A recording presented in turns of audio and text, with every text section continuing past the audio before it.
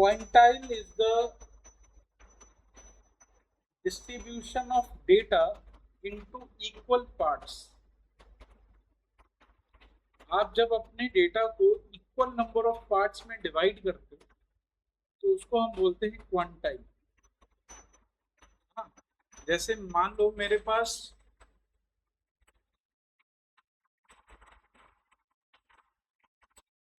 ये नंबर्स,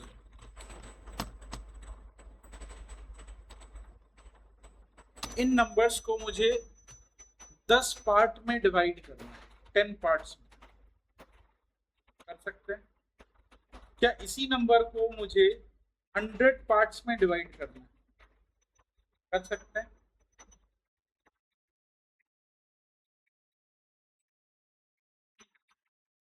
आप इसी नंबर को 100 पार्ट में भी डिवाइड कर सकते हैं। तो आप ये पार्ट्स में डिवाइड कैसे करते हैं? इक्वल पार्ट में होता है। आप डेसिमल पॉइंट बना सकते हैं, जरूरी नहीं। आपको एक रेंज दे दिया गया 1 से 10, 1 से 10 तक में पॉइंट्स भी यूज हो सकते हैं। ऐसा नहीं है कि आपको 2 3 को ही करना है, इंटीजर को ही यूज करना है, ऐसा नहीं होता है। आपने आपको यहाँ से लेके यहाँ तक की वैल्यू दी है, तो इस यहाँ से यहाँ तक में 10 पॉइंट हो गए, यहाँ से यहाँ तक में 10 पॉइंट हो गए। यहाँ से अगर मैं 0.1 का डिफरेंस रखूँ तो 100 पार्ट में डिवाइड हो सकता है, हो जाएगा ना। अगर मैं इसमें 0.1 का डिफरेंस रखूँ तो ये इक्वली 100 पार्ट्स में ही डिवाइड हो सकता है। अगर मैं इसमें 1 का डिफरेंस रखूँ 10 पार्ट में डिवाइड होगा। 0.5 का डिफरेंस रखूँ तो ये 20 पार्ट में डिवाइड होगा। ठीक है, आप डिफरेंस जितने का रखते हैं उसके अकॉर्डिंग वो अपने नंबर ऑफ पार्ट डिफाइन करें, राइट। तो क्वांटाइल में 3 चीजें होती हैं जो आप डिफाइन करने के लिए यूज करते हैं। पहला, आप अपने डेटा को कितने पार्ट में डिवाइड करना चाहते हैं। अगर आप अपने डेटा को 4 पार्ट में डिवाइड करना चाहते हैं तो इसको हम बोलते हैं क्वार्टाइल। क्वार्टाइल का मतलब होता है division of 4, division of 4 equal parts. मतलब ये कि अगर मैं अपने डेटा को चेक करूं तो चारों पार्ट में नंबर ऑफ वैल्यूज सेम होनी चाहिए, समझे? चारों पार्ट में नंबर ऑफ वैल्यू सेम। अगर मैंने 4 पार्ट में इसको डिवाइड किया तो एक पार्ट में अगर 10 वैल्यू है तो दूसरे पार्ट में भी 10 वैल्यू होंगी, तभी तो इक्वल पार्ट हुआ, राइट। दूसरा होता है decile.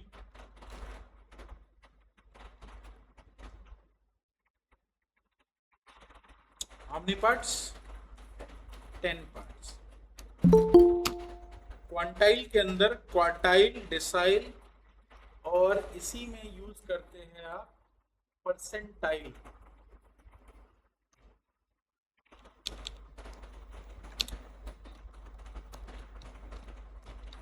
How many parts? 100 parts. Division of data into 100 equal parts, that is called percentile. ठीक है, ये तीनों ही क्वांटाइल के ही पार्ट है।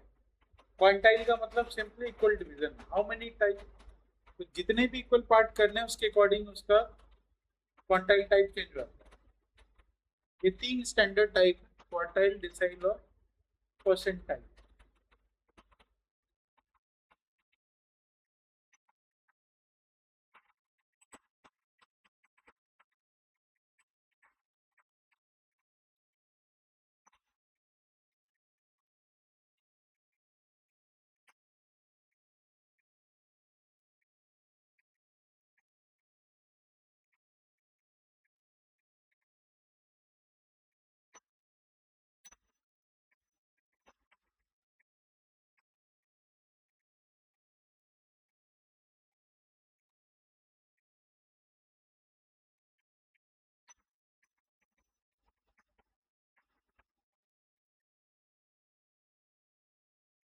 निकालते कैसे हैं?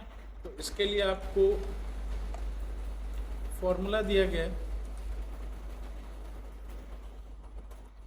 Quantile formula.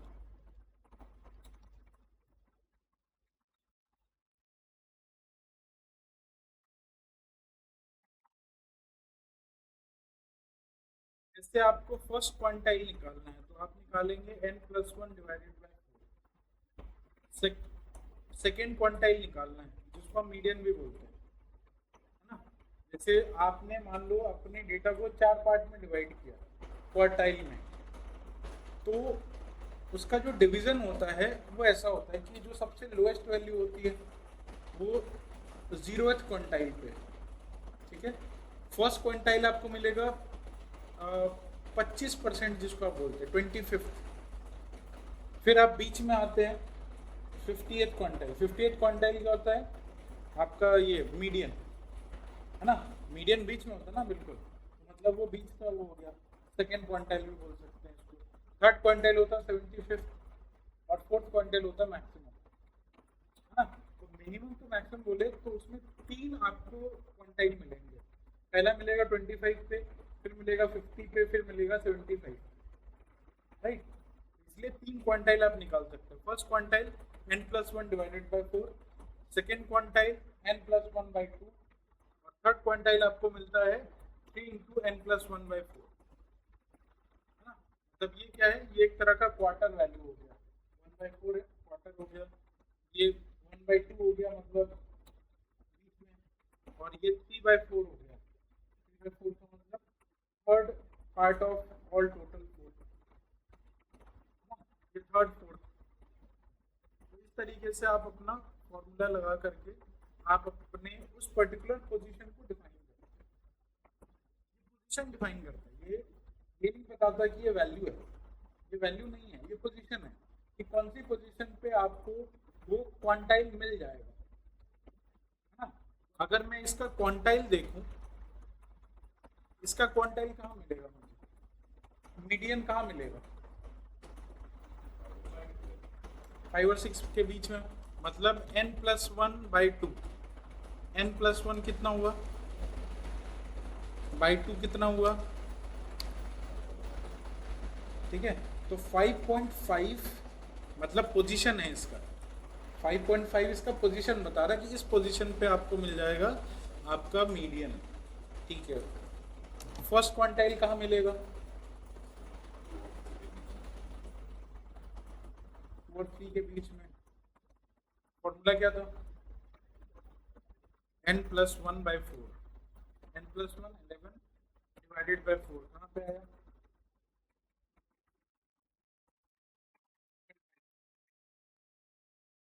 5 से थोड़ा आगे। फिर आपका थर्ड क्वांटाइल कहाँ मिलेगा, 3 × n+1/4,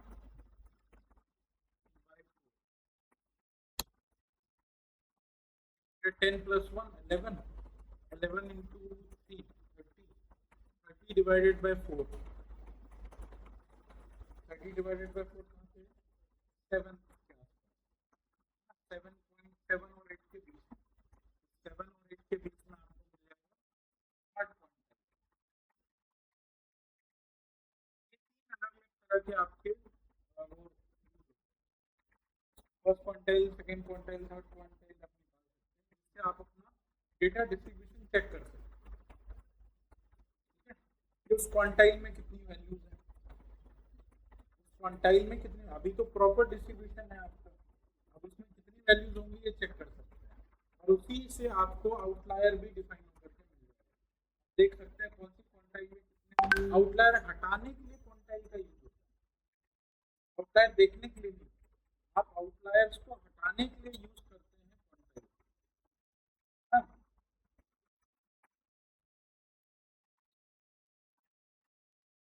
कॉन्सेप्ट होता है आउटलायर हटाने का, उसको बोला था IRQ, IRQ। कई बार आपके डेटा के अंदर ना आउटलायर की वजह से बहुत प्रॉब्लम होती है। ऑब्वियसली कल आउटलायर के बारे में हमने समझा था कि आउटलायर क्या करता है,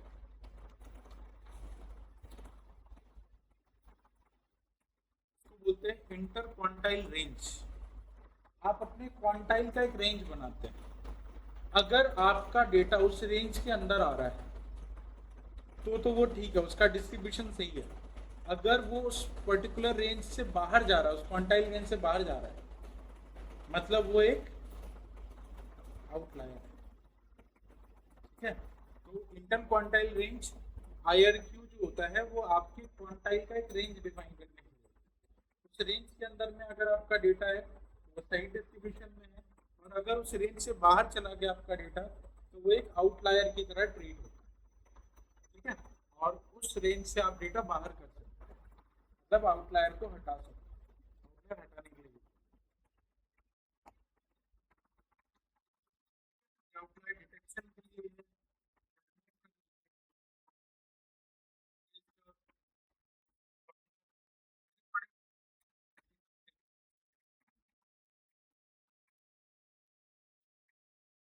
क्वांटाइल हो गया हमारा। क्वांटाइल के बाद नेक्स्ट क्या है, प्रोबेबिलिटी डेंसिटी। प्रोबेबिलिटी पढ़ा है आप लोगों ने, पढ़ रखा है? Yes, yes.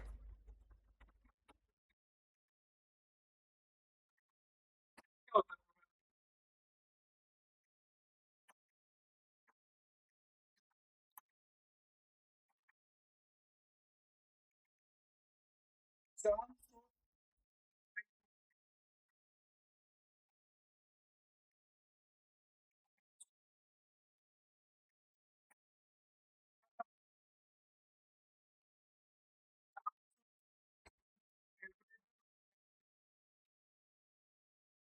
फेवरेबल इवेंट जो आपको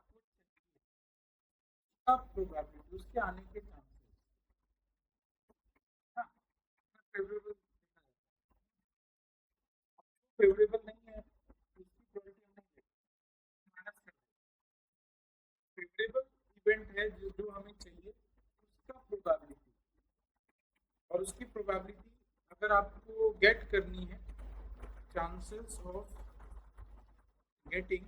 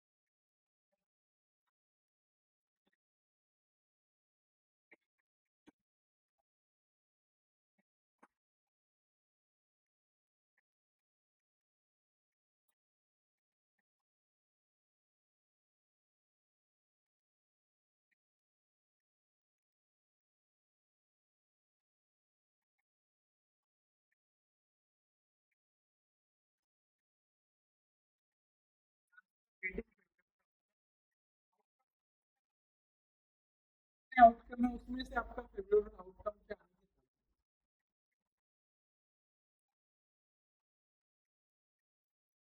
जैसे गेटिंग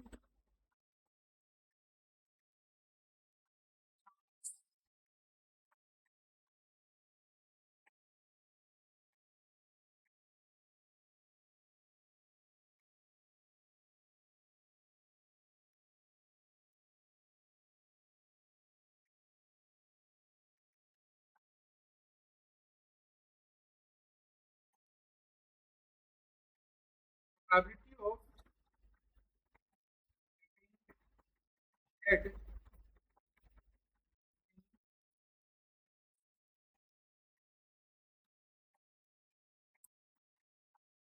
टॉस है हो रहा है, उस टॉस में हेड के आने के चांसेस, हेड के आने की प्रोबेबिलिटी क्या, 1/, मतलब जितने आपके पास आउटकम है, तो you have two outcome only head और टेल, और उसमें हेड के आने के चांस है,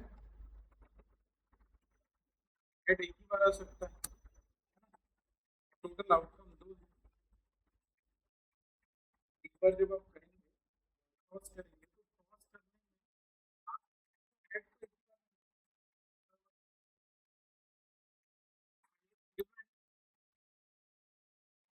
getting head in a toss is 1/2, which is 0. Tell का इवेंट, टेल के भी सेम इवेंट, वो भी एक ही बार आ सकता है।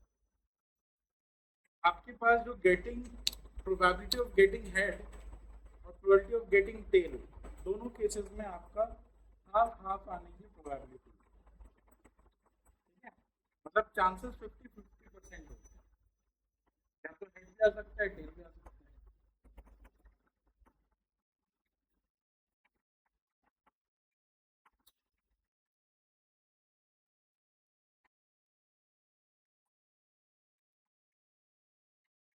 थोड़ा सा और, प्रोबेबिलिटी ऑफ गेटिंग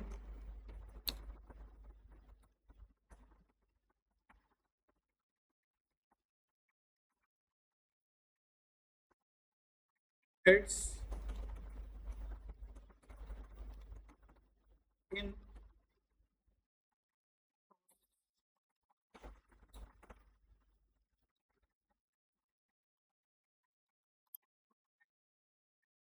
दो कॉइन को जब टॉस करें, तो दोनों बार हेड आने के क्या चांसेस है?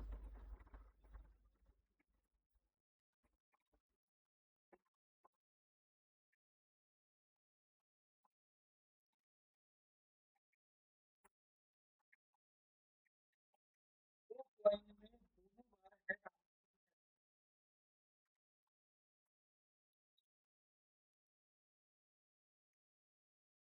दो बार, दो बार टॉस हेड, चांसेस क्या हो सकते हैं कि दोनों में हेड आ जाए, 1/4 कि हमारे पास जो टोटल आउटकम होगा वो ऐसा हो सकता है, या तो दोनों बार हेड हो सकता है, या दोनों बार टेल हो सकते हैं, या एक हेड हो सकता है, एक बार टेल हो सकता है, या फिर एक बार टेल और एक बार हेड, ये चार पॉसिबिलिटी बन सकती है ना। चार पॉसिबिलिटी में सिर्फ एक ही पॉसिबिलिटी है जो हमारे आउटकम से मैच कर रही है। हमारा आउटकम है कि हमें दो बार हेड चाहिए, और इन चार पॉसिबिलिटीज में से सिर्फ एक ही पॉसिबिलिटी है जिसमें दोनों का ही हेड आता है। Hence your probability of getting two heads in two coins, coin toss, will be 1/4, ठीक है। वन, टोटल आउटकम कितना है, चार, 1/4, which is 0.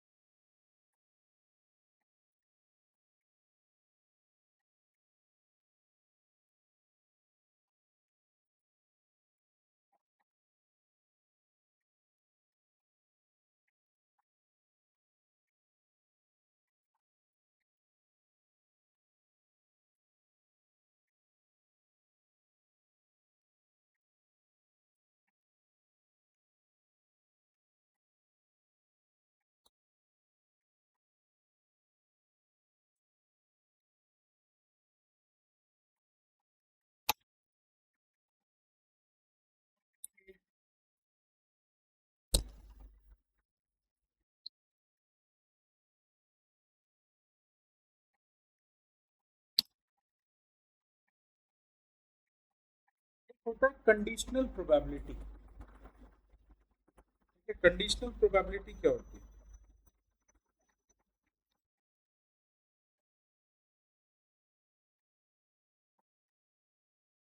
प्रोबेबिलिटी पे भी कंडीशन। ठीक है, जैसे क्या हुआ, कंडीशनल प्रोबेबिलिटी का मतलब होता है कि जब भी आप कोई प्रोबेबिलिटी निकालते हैं,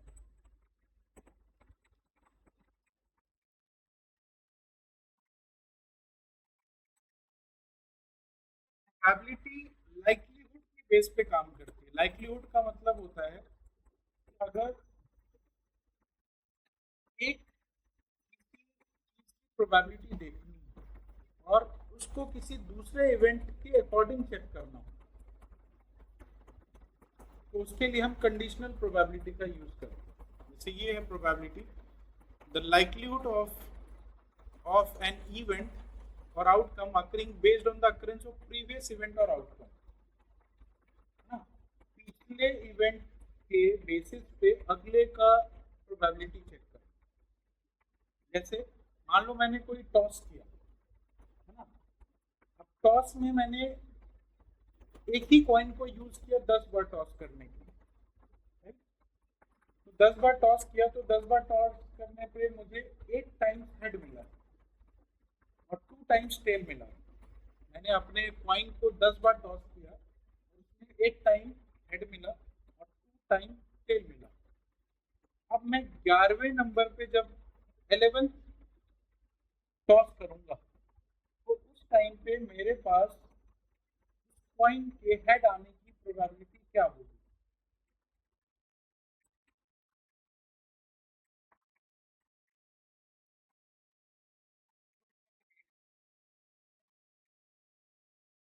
ऑलरेडी वो 10 बार टॉस हो चुका है और 8 बार हेड आया है, तो अब तो प्रोबेबिलिटी चेंज होगी ना।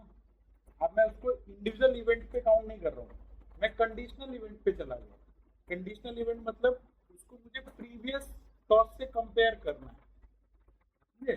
उसको ये भी चेक करना है कि प्रीवियसली इस कॉइन से जब टॉस हुआ था तो उस टॉसेस में क्या रिजल्ट थे, और उसके बेसिस पे मुझे आगे की प्रोबेबिलिटी डिफाइन करनी है।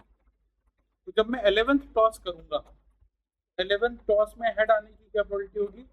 0.8, 0.5 नहीं रहेगी, क्योंकि कंडीशनल प्रोबेबिलिटी की वजह से इसका प्रोबेबिलिटी अब प्रीवियस के जितने इवेंट्स हुए हैं उन पे कंपेयर किया गया, इसलिए इसको हम बोलते हैं कंडीशनल प्रोबेबिलिटी। जब भी कोई प्रोबेबिलिटी आपको इसके प्रीवियस अकरेंस ऑफ प्रोबेबिलिटी पे चेक किया जाता है तो उसको हम बोलते हैं कंडीशनल प्रोबेबिलिटी। फॉर्मूला है उसका।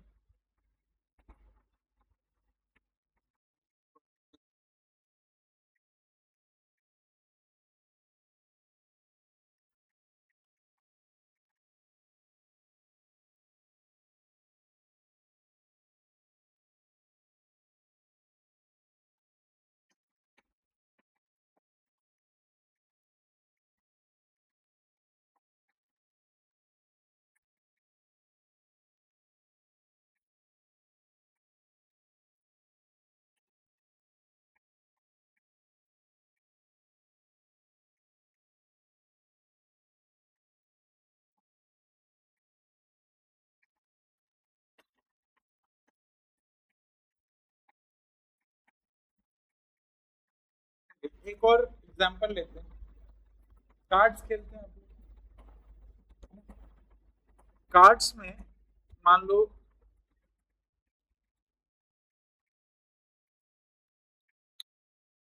टोटल किंग कितने होते हैं? अगर मैं कोई गेम खेल रहा हूँ कार्ड का, उसमें से मान लो एक किंग निकल गया,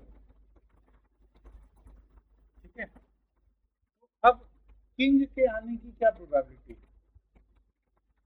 पहली बार किंग के आने की क्या प्रोबेबिलिटी होगी?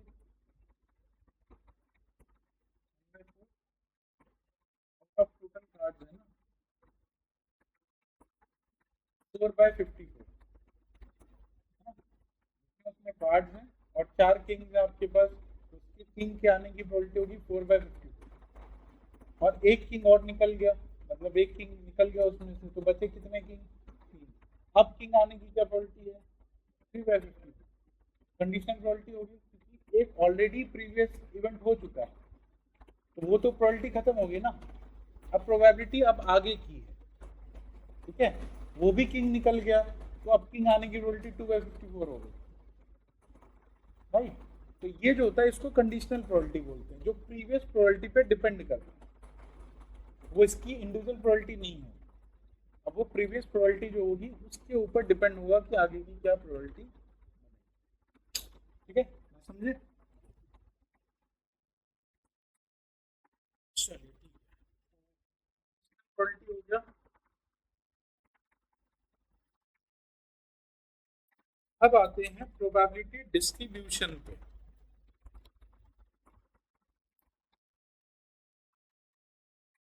प्रोबेबिलिटी डिस्ट्रीब्यूशन किसको बोलते हैं? इसी में आप डेंसिटी समझेंगे, डेंसिटी क्या है।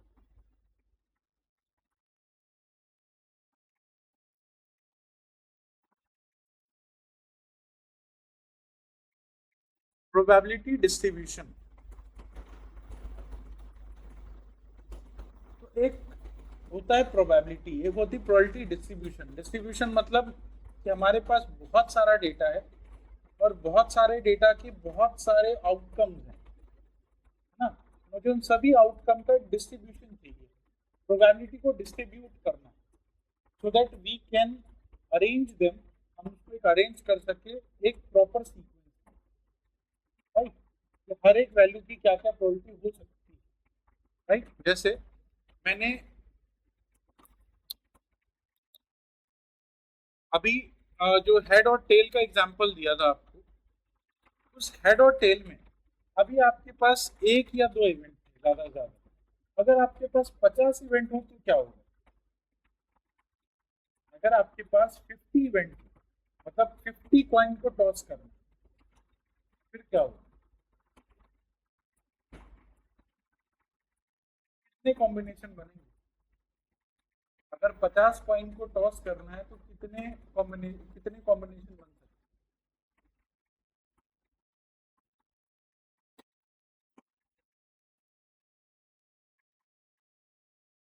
पावर 50, कितने कॉम्बिनेशन बनेंगे? 2 की पावर 50, राइट। उसको आप ऐसे लिख तो नहीं सकते, है ना, टाइम लगेगा। तो फॉर्मूला वाइज अगर देखें तो 2 की पावर 50, मतलब इतने टोटल आउटकम बनेंगे आपके। इतने आउटकम में आपको ये चेक करना है कि भाई एक बार हेड आने के क्या chances, out of 50 time tosses एक बार हेड आने के क्या चांस है, दो बार हेड आने के क्या चांस है, तीन बार हेड आने के क्या चांस है, चार बार हेड आने के क्या चांस है, और 50 टाइम हेड आने के क्या चांसेस है। ये पूरा डिस्ट्रीब्यूशन मुझे चाहिए।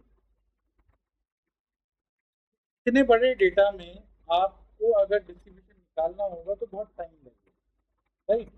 उसके लिए कुछ फॉर्मूला दिया गया है जिससे कि आप उसको इजीली निकाल सकते, राइट। तो ऐसे डिस्ट्रीब्यूशन, ऐसे में इसको बोला जाता है डिस्ट्रीब्यूशन जो सीक्वेंस में प्रोबेबिलिटीज को दिखाता है। आपकी जो प्रोबेबिलिटीज निकलेगी वो सीक्वेंस में दिखाएगा। जैसे सबसे पहले दिखाएगा कि हेड नहीं आने की प्रोबेबिलिटी कितनी है, हेड के नहीं आने की क्या प्रोबेबिलिटी है, हेड के एक बार आने की क्या प्रोबेबिलिटी है, हेड के दो आने की क्या प्रोबेबिलिटी है, हेड तीन बार आने की क्या प्रोबेबिलिटी है। ये एक एक सीक्वेंस में आपको दिखाता है और इसी सीक्वेंसिंग को बोलते हैं प्रोबेबिलिटी डिस्ट्रीब्यूशन। प्रोबेबिलिटी को डिस्ट्रीब्यूट किया गया एक सीक्वेंस नंबर के बेसिस पर, राइट। तो थोड़ा छोटा कर लेते हैं, चार के बेसिस पे। अगर हमारे पास चार कॉइन है टॉस करने के लिए, या एक ही कॉइन को चार बार टॉस किया है, तो पहला डिस्ट्रीब्यूशन है आपके आउटकम के नहीं आने की, ठीक है। दूसरा है उस आउटकम के एक बार आने की, उस आउटकम के दो बार आने की, उस आउटकम के तीन बार आने की, और उस आउटकम के चार बार की। ये चार पॉसिबिलिटी बन सकती है। आपने एक डिस्ट्रीब्यूशन बना दिया, राइट, सीक्वेंस में लिख दिया कि भाई 0 जीरो का मतलब कि अगर हमारे हेड के नहीं आने के क्या चांसेस होते हैं, ठीक है। तो टोटल हमारे पास अभी 4 कॉइन है, या एक ही कॉइन है जिसको 4 बार टॉस किया, राइट। तो अगर हम हेड के नहीं आने के चांसेस को देख रहे हैं, तो वो होगा 1/, एक ही ऐसा इवेंट हो सकता है जिसमें हेड नहीं आ सकता। कौन सा? जब सारे ही टेल हो, जब सारे ही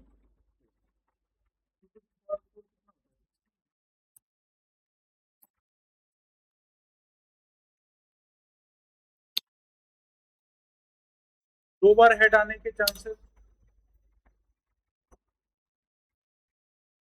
2 बार हेड आने के कितने चांसेस?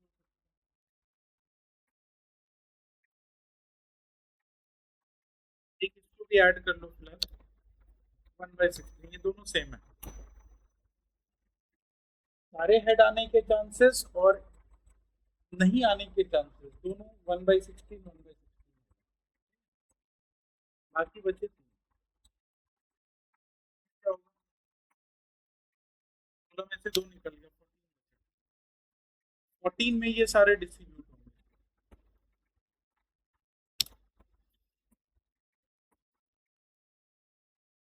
एक बार हेड आने का चांस और 3 बार हेड आने के चांस, ये दोनों इक्वल होने चाहिए। डिस्ट्रीब्यूशन में ऐसा होता है कि ये डिस्ट्रीब्यूशन इक्वल होता है, ये डिस्ट्रीब्यूशन इक्वल होता है, ठीक है। और ये डिस्ट्रीब्यूशन अलग, तब इसमें इक्वल नंबर चाहिए। क्या हो सकता है?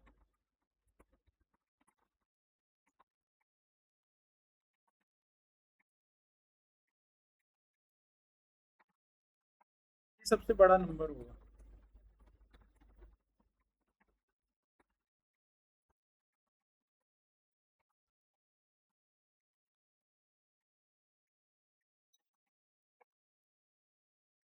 बाय 16,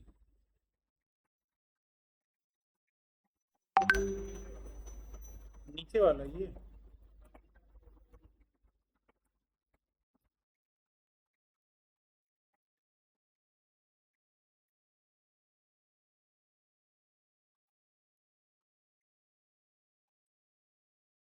4 + 1 5, 5 5,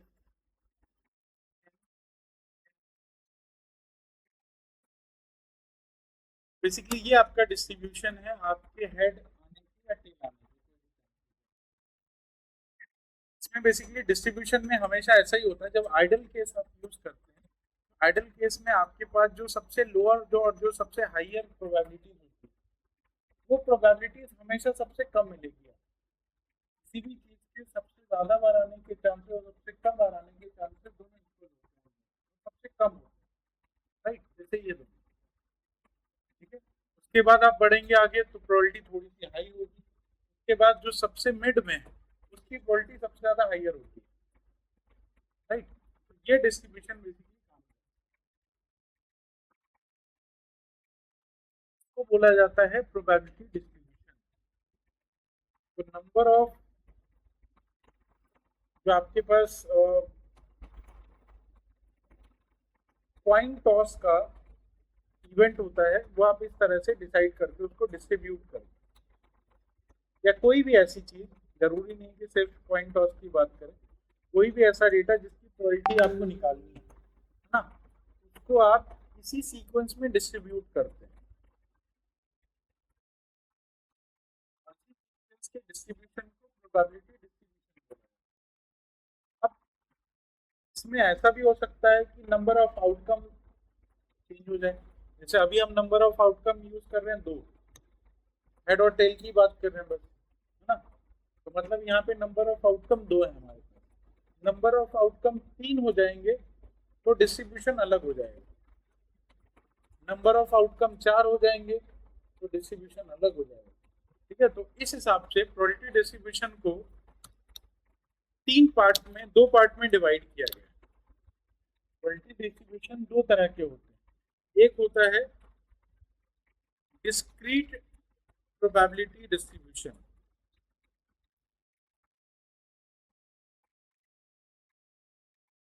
है डिस्क्रीट प्रोबेबिलिटी डिस्ट्रीब्यूशन। डिस्क्रीट का मतलब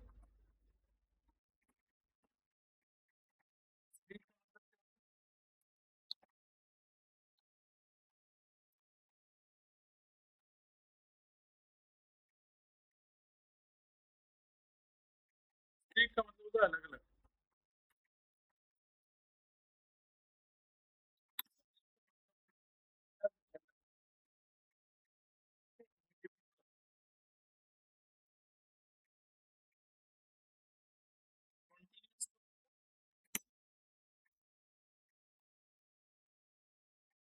कॉन्टिन्यूस का मतलब रेंज।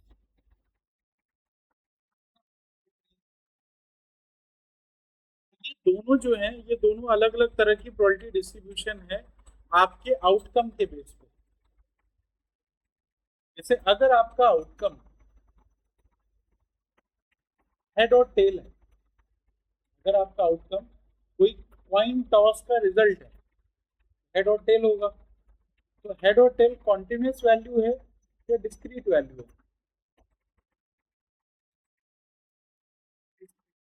अलग अलग है ना, हेड और टेल अलग अलग, both are different, it's not into range.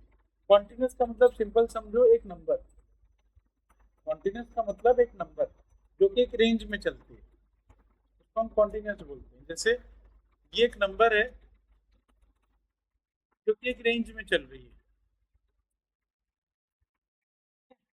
तो इसको हम बोलेंगे कॉन्टिन्यूस डेटा, कॉन्टिन्यूटी में चल रही है ना, कॉन्टिन्यूस डेटा।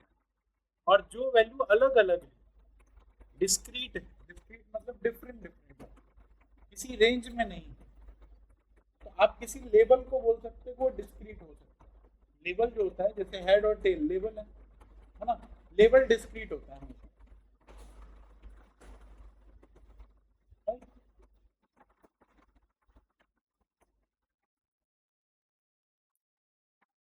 डिस्क्रीट डिस्ट्रीब्यूशन और कॉन्टिन्यूस डिस्ट्रीब्यूशन, ये दोनों अलग अलग डिस्ट्रीब्यूशन यूज होते हैं डिपेंडिंग अपॉन आउटकम। आपका आउटकम कैसा है? अगर आपका आउटकम लेबल में डिफाइंड है, मतलब एक फिक्स नंबर ऑफ आउटकम है, जैसे कॉइन में 2 ही आउटकम होते हैं, डाइस में 6 आउटकम होते हैं। डाइस जो है वो एक्चुअली में देखा जाए तो न्यूमेरिक वैल्यू है, मतलब डाइस की जो आउटकम आते हैं, डाइस जब भी रोल करते हैं तो 1 2 3 4 5 6 आउटकम आ सकते हैं। देखा जाए तो ये आउटकम क्या है, ये न्यूमेरिक है, लेकिन ये फिर भी कॉन्टिन्यूस नहीं है, क्योंकि 1 2 3 4 5 6 इसके एंड से देखा जाए तो ये लेबल है, आपने इसको लेबल दिया 1 2 3 4 5 6। क्या 1 2 3 4 5 6 के अलावा कोई वैल्यू आ सकती है इसमें डाइस रोलिंग में?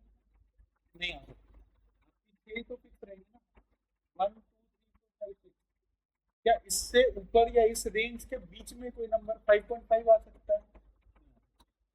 7 6 5.59 आ सकता है? नहीं आ सकता, मतलब बीच की कोई और वैल्यू नहीं आ सकती, 6 है तो 6 ही आएंगे, मतलब वो डिस्क्रीटली डिफाइंड वैल्यू, फिक्स है कि ये 6 है तो 6 ही वैल्यू आएगी, इसलिए वो डिस्क्रीट। अगर उनमें से बीच की भी कोई वैल्यू आ सकती, 2.5 आ जाता, 3.9 आ जाता, तो वो कॉन्टिन्यूस हो जाता। तो आप कॉन्टिन्यूस यूज करते हैं वैसे डेटा में जहां पे एक रेंज तो डिफाइन है, लेकिन उस रेंज में से कोई भी वैल्यू आ सकती है। जैसे आपके शहर में टेम्परेचर 35 डिग्री होने के क्या चांसेस?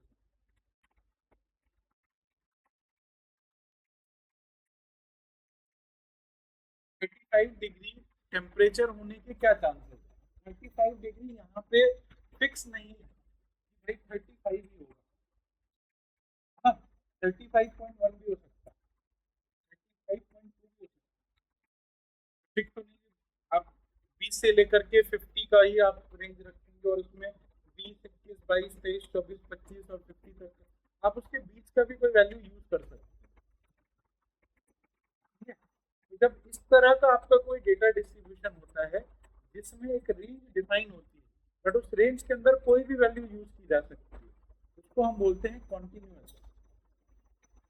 और रेंज अगर डिफाइंड भी है, लेकिन आपको उस रेंज में जितनी वैल्यू दी गई है सिर्फ आप उन्हीं को यूज कर सकते हैं, उससे ज्यादा या उससे कम या उसके बीच की कोई यूज नहीं कर सकते, हम बोलेंगे डिस्क्रीट। ठीक है, तो in discrete we have fix number of outcome and in continuous we have infinite number of outcomes in between range। Range के अंदर इनफाइनाइट नंबर ऑफ आउटकम हो सकते हैं continuous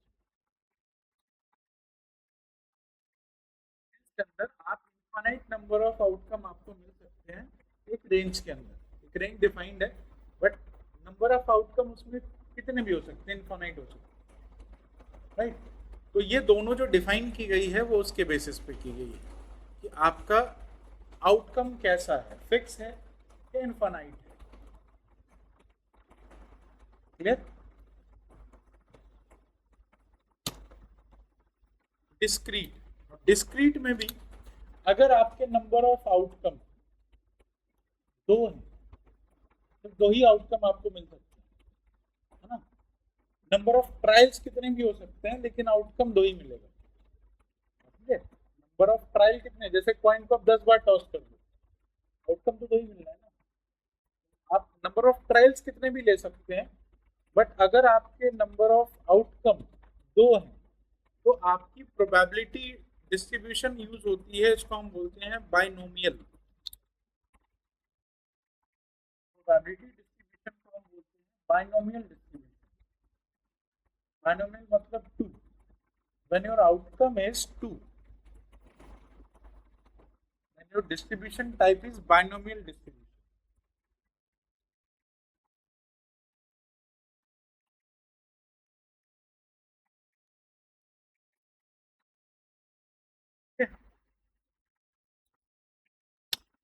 when your outcome is more than 2, discrete।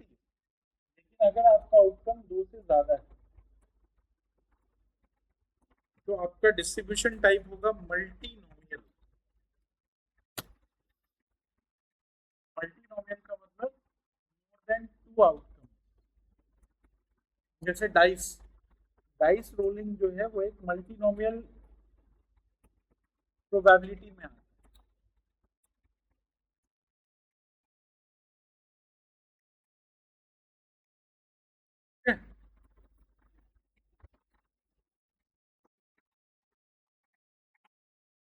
Type is Poisson. तीसरा distribution type है Poisson.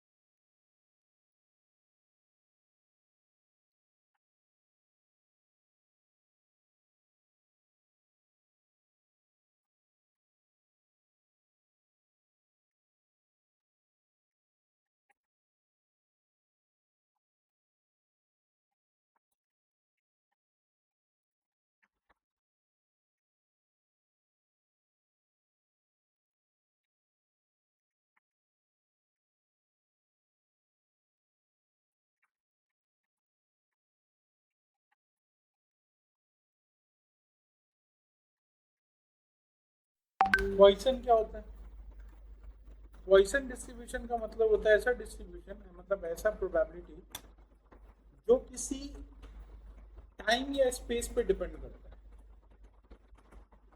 मतलब वो normal probability नहीं है, वो प्रोबेबिलिटी के लिए आपको एक टाइम या स्पेस रिक्वायर्ड है। जैसे मान लो आप किसी कंपनी में काम करते हैं, वो कंपनी प्रोडक्शन लाइन की कंपनी है, कोई जैसे कोई मोबाइल बनाती है, राइट। और उस मोबाइल कंपनी ने हर दिन मोबाइल बनते हैं और हर दिन में वो 10 प्रोडक्ट बनाते हैं, 10 मोबाइल उसमें बनते हैं। एवरेज, एवरेज का मतलब ये होता है कि किसी दिन 10 भी बन सकते हैं, दिन 8 भी बनते हैं, किसी दिन 12 बन जाते हैं, है ना, डिपेंडिंग की क्या चल रहा है वहाँ पे। तो इस हिसाब से एवरेज आपने बताया कि एवरेज वो पर डे 10 मोबाइल्स को प्रोड्यूस करती है, राइट। तो मैंने उससे बोला कि मुझे ये चेक करना है कि आज के दिन हम 12 मोबाइल बना सकते हैं कि नहीं, इसकी क्या प्रोबेबिलिटी है। 12 मोबाइल बना सकते हैं, इसकी क्या प्रोबेबिलिटी है। अब इसमें क्या है, इसमें आपने एक टाइमलाइन डिसाइड कर दिया आज के दिन, मतलब you have a single day, आपने टाइम डिफाइन किया, मतलब आपकी प्रोबेबिलिटी एक टाइम के अराउंड घूमेगी। वो टाइम है, टाइम डिपेंडेंट है, प्रोबेबिलिटी टाइम डिपेंडेंट हो गई, है ना। अब प्रोबेबिलिटी इंडिविजुअल नहीं रहेगी, अब वो आपकी टाइम डिपेंडेंट हो गई कि आज के दिन की प्रोबेबिलिटी बताना है। आज के दिन 12 मोबाइल बनेंगे, इसकी क्या प्रोबेबिलिटी है।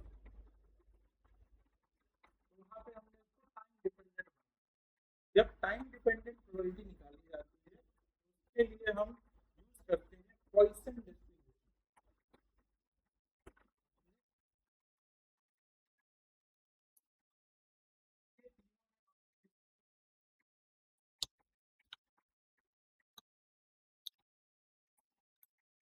नेक्स्ट है कॉन्टिन्यूस। कॉन्टिन्यूस प्रोबेबिलिटी में आपका आता है नॉर्मल डिस्ट्रीब्यूशन या फिर गॉसियन डिस्ट्रीब्यूशन, इसको दूसरा नाम भी बोलते हैं गॉसियन, गॉसियन डिस्ट्रीब्यूशन।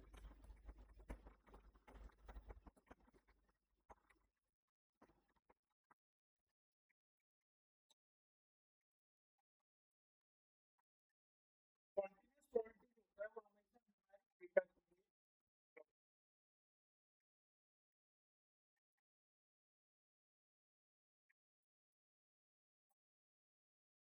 डिस्क्रीट और कॉन्टिन्यूस में डिफरेंस और है कि डिस्क्रीट प्रोबेबिलिटी निकलती है, आप काउंटिंग के बेसिस पे निकालते हैं, फ्रीक्वेंसी के basis, how frequent your outcome है, आपका आउटकम कितना फ्रीक्वेंट है ना, कितनी बार आया है, अकरेंस कितनी बार हुई है, उसके बेसिस पे आप उसकी प्रोबेबिलिटी डिफाइन करते हैं, ऐसा ही करते हैं। आप काउंट कर सकते हैं, अपने आउटकम को काउंट कर सकते हैं, क्योंकि वो डिस्क्रीट वैल्यू है, तो डिस्क्रीट वैल्यू को काउंट किया जा सकता है, कॉन्टिन्यूस वैल्यू को काउंट नहीं कर सकते, वैल्यू को काउंट वैल्यू में, जैसे मैंने बोला कि मेरे पास ये वैल्यूज हैं और इस वैल्यू में 6.3 वैल्यू के आने के क्या चांसेस, कोई किसी का भी डेटा हो सकता है, जैसा कुछ डेटा है, कुछ एक्सपेरिमेंटल डेटा है। अब मैं ये जानना चाहता हूँ कि 6.3 वैल्यू के आने के क्या चांसेस है, तो 6.3 तो इसी रेंज में है, लेकिन उसकी प्रोबेबिलिटी क्या है, आप काउंट ही नहीं कर सकते, क्यों, क्योंकि 6.3 कभी आया ही नहीं, 6.3 कभी आया ही नहीं, तो आप काउंट कैसे करेंगे, आपके हिसाब से उसकी प्रोबेबिलिटी जीरो होनी चाहिए, क्योंकि ये कॉन्टिन्यूस डेटा है, इस वजह से इसकी प्रोबेबिलिटी जीरो नहीं होती। अगर ये डिस्क्रीट डेटा होता तो उसकी प्रोबेबिलिटी जीरो होती, लेकिन अगर ये कॉन्टिन्यूस डेटा तो उसकी प्रोबेबिलिटी आप जीरो नहीं कर सकते। कभी भी कॉन्टिन्यूस प्रोबेबिलिटी जो निकलती है वो निकलती है आपके मीन से और आपके स्टैंडर्ड डेविएशन से, कॉन्टिन्यूस प्रोबेबिलिटी मिलती है हमें, वो हमारे मीन और हमारे स्टैंडर्ड डेविएशन। कोई भी फॉर्मूला जो आपका कॉन्टिन्यूस प्रोबेबिलिटी को डिस्क्राइब करता है उसमें आपको फॉर्मूला के अंदर मीन और स्टैंडर्ड डेविएशन मिल जाएगा। जैसे नॉर्मल डिस्ट्रीब्यूशन है, चेक द फॉर्मूला, ये फॉर्मूला है, यहाँ पे ये म्यू का जो सिंबल है ये मीन का है, यहाँ पे सिग्मा लिखा है वो स्टैंडर्ड डेविएशन, सिग्मा स्क्वायर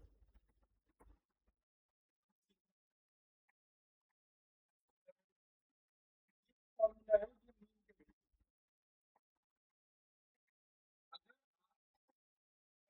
अगर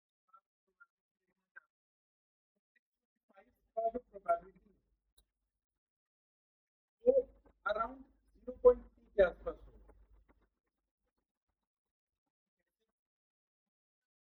कहाँ पे 5.5 से अगर आपका डेटा ऑलमोस्ट क्लोज है मतलब उसकी क्वालिटी ज़्यादा अच्छी है। किसी भी नॉर्मल डिस्ट्रीब्यूशन में जिस डेटा की मीन वैल्यू जो भी मीन वैल्यू होती है उस पर्टिकुलर डेटा की उसकी क्वालिटी सबसे ज़्यादा हाइयर होती है। बाकी उसके बाद की जो वैल्यू होती है उसकी क्वालिटी धीरे धीरे नीचे हो जाती है, कम हो जाती है। सबसे हाइयर क्वालिटी आपको हाइयर क्वालिटी तो इसमें आप जैसे ये देख पा रहे हैं एक डिस्ट्रीब्यूशन का आपको ग्राफ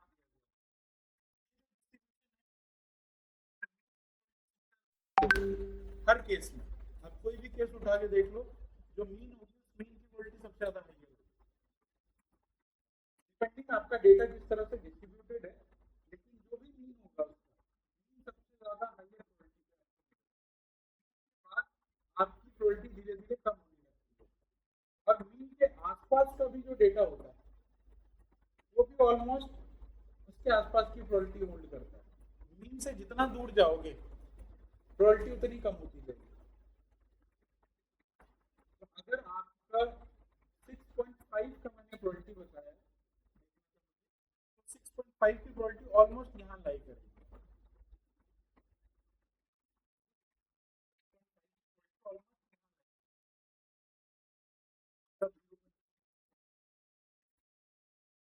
इस तरह का प्रोबेबिलिटी आपको बेसिकली देखने